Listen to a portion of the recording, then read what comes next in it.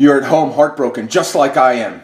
And you're not sure what you're going to do. Maybe you signed a petition, maybe you donated to something, maybe you just nodded your head and you said, well, the world's going to hell in a handbasket. Nothing we can do about it. There's absolutely nothing that we can do about it. Well, guess what? I've got something for you to do. I've got a challenge for you. Every single one of you, every single person in this country, I've got a challenge for you. And here's the best part. It's not going to separate us because it doesn't matter what your political affiliation is. It doesn't matter where you stand. You ready for this?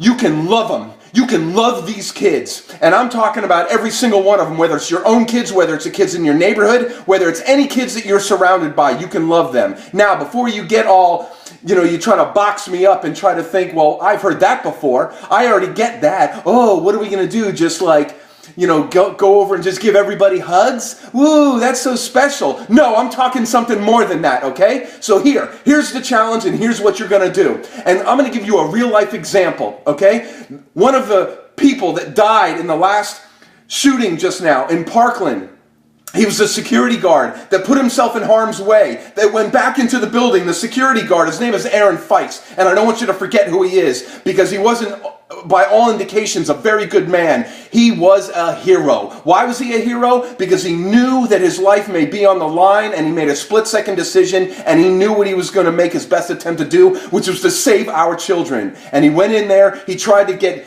children out of harm's way, and he paid for it with his life. Okay? Well, guess what? I work at a neighboring school with a similar capacity, and I run an internal suspension room. I'm a hired jerk. How's that? So I'm dealing with the outcast, the wayward kid, the same profile kid that caused this other huge massacre. Look at the profile of a lot of these kids from these different schools that have shot. What do we see that's in common with them? They are outcasts of their own school communities, their own town, their own city. They're outcasts. Somehow, whether it's their own diagnosis, like this last kid with autism and ADHD and things like that, outside of diagnoses of those circumstances, these are kids that are maybe awkward at best, and they don't quite click with the norm. And outside of us not making fun of them, especially as us adults, we need to love these kids. Now let me give you an example. In my room every single day with the kids that I deal with, I have to give them some kind of an impression in the time that they're there, that I actually care, that I do give a crap about what happens to them. If I don't, it makes my job twice as hard. So I don't do it just to make my day go easier, because I know the bigger picture is that they may be coming from a home and from a place where they have no idea what love and concern even looks like. So I'm going to do my damnedest to make sure that they know in some little small way of something that I do that I actually care. And how do I know that not one of those kids could have been going into a wayward direction, could have already been conspiring in their mind, going F the world, they're not caring, they're going to do something on a catastrophic level. There's steps to this, people. So if you're sitting home thinking, there's nothing I can do, you bet your ass there's something that you can do. Even if it's just you're in a grocery line and you've got a young person right there, you can just try to make connection with them. It's so simple as to what we can actually do.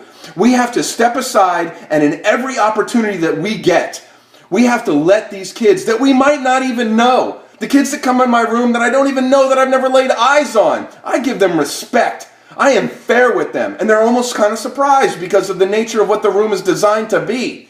But I give that to them because I know that they'll take that out into the world. And I know that when they start to identify and they create friendships or they create relationships or they get the impression that anyone in the world cares, it's going to make a difference. Now, I want to talk to the hardcores out there that think, hey, I'm just going to muscle my way through this. That's what I'm going to do. I'm going to muscle my way through all this. I'm either the one that's going to, if I was in front of that kid, I'd either get to him first, or I would take him down, or I would hurt him, or I would do this and that and the other. Those of you out there that think you're going to muscle your way out of this in some way, or we need to take just a stance of force in some way, guess what? That's not going to work in this instance. It's not. It is not going to work. We have to love our way through this, whether you like it or not. So this is what we have to do. We have to realize that at those moments, and I have those moments too, let me tell you something, there are moments when I want to yank a kid, and just like any of you, right? But at those crucial moments, and I release it and I let it go, and I find a way to be able to reason with them in some other way, and I can still discipline my room and make it work. I am no pushover, so don't even try to box me in on that. I discipline my room, and guess what? In the big picture, that's how my room works, is I have it still disciplined, it still works the way it does, but it